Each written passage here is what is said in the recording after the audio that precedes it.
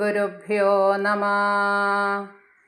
ഓം gum ഗണപതയേ നമഃ.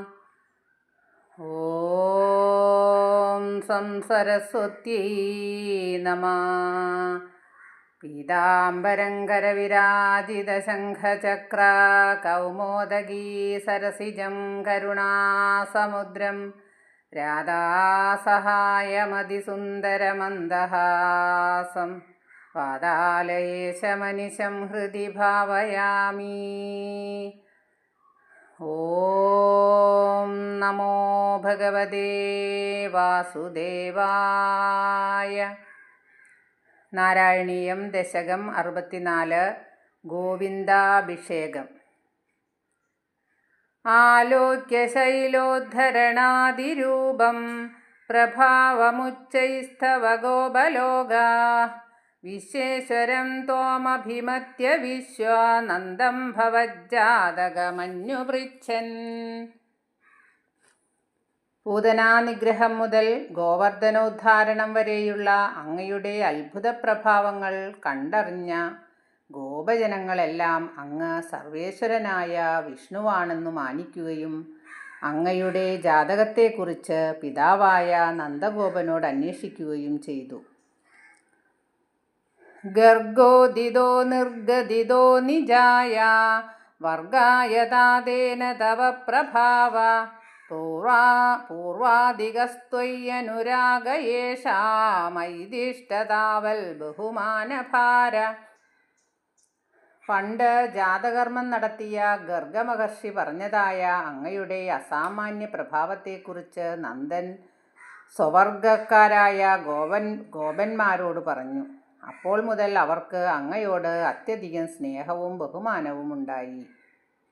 തതോ വമാനോദിത തത്വബോധ സുരാതിരാജ സഹ ദിവ്യഗവ്യ ഉപേത്യ തുഷ്ടാവസനഷ്ടഗർവ സ്പൃഷ്ട്വാ പദാബ്ജം മണിമൗലിനാതേ. അനന്തരം തൻ്റെ പ്രതികാരോദ്യമത്തിൽ അപമാനിതനായ ഇന്ദ്രൻ തത്വബോധം കൈവന്ന് ദുരഹങ്കാരം നഷ്ടമായപ്പോൾ കാമധേനുവിനോടുകൂടി അങ്ങയുടെ അരികിലേക്ക് വരികയും രത്നപ്രഭയുള്ള ശിരസ് അങ്ങയുടെ ചരണാംബുജങ്ങളിൽ സ്പർശിക്കുമാറ് നമസ്കരിച്ച് സ്തുതിക്കുകയും ചെയ്തു. സ്നേഹസ്നുതൈസ്ത്വാം സുരഭിപ്പയോഭിർഗോവിന്ദനാമാങ്കിതമഭ്യഷിഞ്ജത് ഐരാവതോപാഹൃത ദിവ്യഗംഗാ പാദോഭിരേന്ദ്രോഭി ച ജാതഹർഷ. സ്നേഹാർദ്രതയാൽ പാൽ ചുരത്തിക്കൊണ്ട് കാമധേനു അങ്ങയെ ഗോക്കളുടെ ഇന്ദ്രൻ എന്നർത്ഥം ധ്വനിക്കുന്ന ഗോവിന്ദനാമത്താൽ അഭിഷേകം ചെയ്തു. ഹർഷഭരിതനായ ഇന്ദ്രൻ ഐരാവതം തുമ്പിക്കരത്താൽ വഹിച്ചുകൊണ്ടുവന്ന പരിശുദ്ധമായ ഗംഗാജലത്താൽ അങ്ങയെ വീണ്ടും അഭിഷിക്തനാക്കി. ജഗത്രയേശേ ത്വയി ഗോകുലേശേ തദാഭിഷിക്തേ സതി ഗോപവാഡ നാഗേഭി വൈകുണ്ഠപദേഭ്യ ലഭ്യാം ശ്രിയം പ്രഭേദേ ഭവത പ്രഭാവാത്. ത്രിലോകങ്ങളുടെയും നാഥനായ അങ്ങ്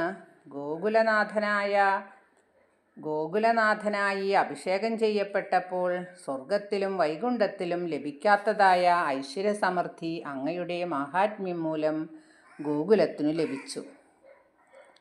കഥാചിദന്തർയമുനം പ്രഭാതേ സ്നായൻ പിതാവാരുണപൂരുഷേണ നീതസ്തമാനേതുമകാപുരീം ത്വം താം വാരുണീം കാരണമർത്യരൂപ.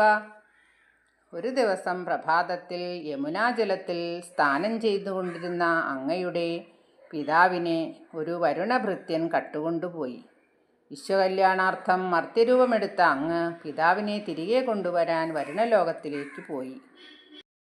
സസംഭ്രമം തേന ജലാധിപേന പ്രഭൂജിതസ്ത്വം പ്രതിഗൃഹ്യതാദം ഉപാഗതസ്ഥൽക്ഷണമാത്മഗേഹം പിതാവദത്തച്ചരിതം നിജേഭ്യ. ജലാധിപനായ വരുണനാൽ സസംഭ്രമം സ്വീകരിച്ച് പൂജിക്കപ്പെട്ട അങ്ങ് പിതാവിനെയും കൊണ്ട് സ്വഗൃഹത്തിലേക്ക് തന്നെ മടങ്ങി. പിതാവാകട്ടെ ആ കഥ മുഴുവൻ മറ്റു ഗോപന്മാരോട് പറഞ്ഞു. ഹരിം വിനിശ്ചിത്യ ഭവന്തമേധാൻ ഭവൽപദാലോകനബദ്ധതൃഷ്ണാൻ നിരീക്ഷ്യ വിഷ്ണോ പരമം പദം തൽ ദുരാപമന്യസ്ത്വമതീദൃശസ്താൻ.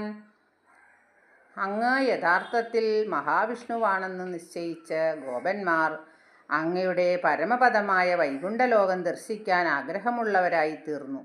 ഹേ വിഷ്ണു, അന്യർക്ക് ചെന്നെത്താൻ പ്രയാസമുള്ള ഉത്കൃഷ്ടസ്ഥാനത്തെ അങ്ങ് അവർക്ക് വെളിപ്പെടുത്തി. സ്ഫുരൽപരാനന്ദരസപ്രവാഹ പ്രപൂർണ കൈവല്യമഹാപയോധൗ ചിരന്നിമഗ്നാ ഖലു ഗോപസംഗാസ്ത്വയൈവ ഭൂമൻ പുനരുദ്ധൃതാസ്തേ. വൈകുണ്ഠ ദർശനത്താൽ ഗോപന്മാരെല്ലാം ഉജ്ജ്വലമായ പരമാനന്ദരസപ്രവാഹത്തോടു കൂടിയ സായുജ്യത്തിൻ്റെ ആ മഹാസമുദ്രത്തിൽ വളരെ നേരം നിമഗ്നരായി ഭവിച്ചു. അനന്തരം അങ്ങ് തന്നെ അവരെ അതിൽ നിന്നും കരകയറ്റി.